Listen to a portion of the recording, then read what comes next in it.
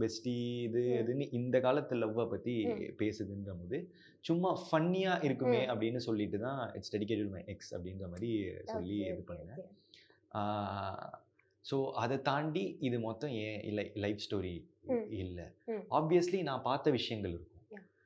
மத்தவங்களுக்கு நடக்கிறதும் சரி, எனக்கு நடந்த இன்ஸ்டன்ஸஸுமே கொஞ்சம் கொஞ்சம் இருக்குமே தவிர்த்து, ஸ்டோரியா வந்து கண்டிப்பா இது இருந்தது. ஸோ இப்போ இந்த டைட்டில் லவ் டுடே அப்படிங்கிற அந்த டைட்டில் நீங்க சூஸ் பண்ணிருக்கீங்க. ஸோ இந்த மாதிரி இந்த காலத்துல இப்படிதான் லவ் இருக்கு அப்படிங்கிற அந்த ஜெனரலைசேஷனுக்காக தான் டைட்டில் அது ஒரு பிக் பண்ணது. ஆமா. அது வந்து ஒரு ஆப்ஷன். 2 ரீசன்ஸ்க்காக. ஒண்ணு அந்த ரீசன். இன்னொரு ரீசன் வந்து இது தளபதியோட title.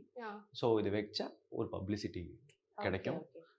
Like everyone will talk about it. இது ஒரு கொஸ்டினா கேட்பாங்க. ஸோ அதுவும் ஒரு ஸ்ட்ராட்டஜி இல்ல. So it is a win win thing. கதைக்கும் செட் ஆகுது. And it is reaching many more people. True.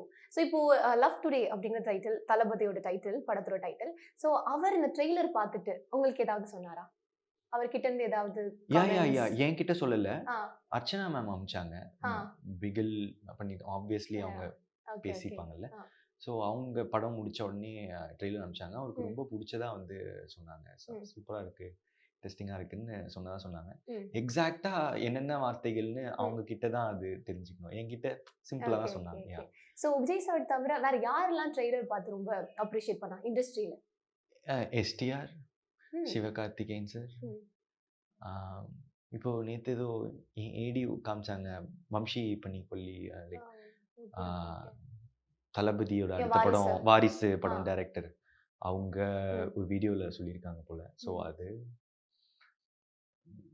மெயினா என்கிட்ட டைரக்டா விஷ் பண்ணவங்க நீங்க